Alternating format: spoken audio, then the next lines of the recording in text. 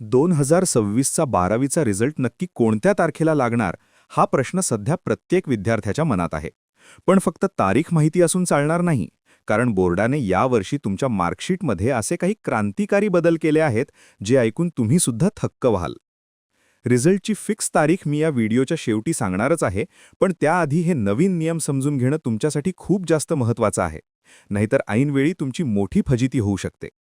नमस्कार, मी तुमचा आदित्य सर आणि तुम्ही बघताय टेस्टवायझर. तर मित्रांनो, सगळ्यात पहिली आणि मोठी अपडेट अशी आहे की 2026 पासून महाराष्ट्र बोर्डाचा रिझल्ट पूर्णपणे बदलणार आहे.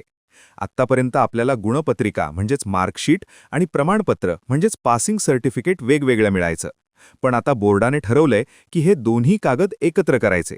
याला नाव दिलं आहे HSC मार्कशीट कम सर्टिफिकेट. म्हणजे आता दोन दोन कागदपत्र सांभाळायचं टेन्शन खतम. आता हे ऐकल्यावर तुम्ही म्हणाल, क्या बात है, हे तर एकदम भारी झालं. आता या नवीन डॉक्युमेंटचा लुक कसा असेल ते समजून घ्या. यावर तुमचा लेटेस्ट फोटो असेल, तुमचे पूर्ण नाव आणि वैयक्तिक माहिती असेल आणि त्यासोबतच तुमचे विषयानुसार मार्क्ससुद्धा असतील. पण यातला सगळ्यात महत्त्वाचा भाग म्हणजे एक QR कोड. आता कोणालाही तुमची मार्कशीट खरी आहे की खोटी हे चेक करायला बोर्डात जायची गरज नाही. फक्त मोबाईल काढला आणि QR कोड स्कॅन केला की तुमची सगळी माहिती समोर येईल.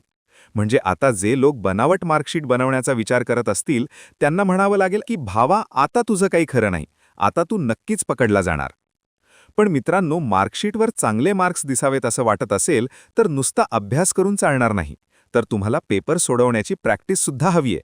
म्हणूनच टेस्टवायझर.com तुमच्यासाठी घेऊन आला आहे MHT CETच्या फ्री मॉक टेस्ट.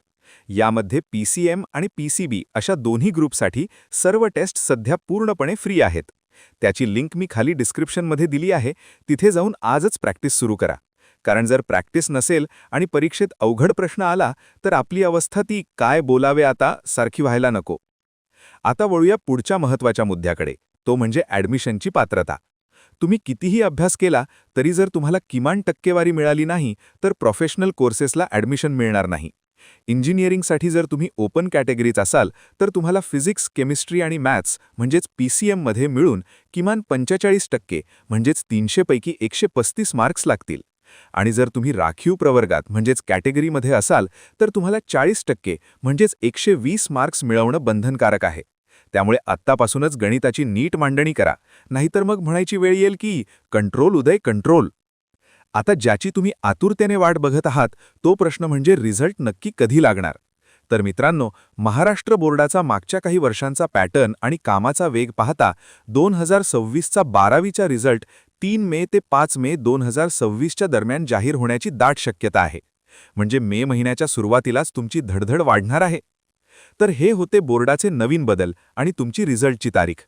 तुम्हाला हा एकच मार्कशीट देण्याचा निर्णय कसा वाटला हे कमेंटमध्ये नक्की सांगा. व्हिडिओ माहितीपूर्ण वाटला असेल तर आपल्या सर्व 12वीच्या मित्रांना हा व्हिडिओ पाठवून त्यांना सावध करा.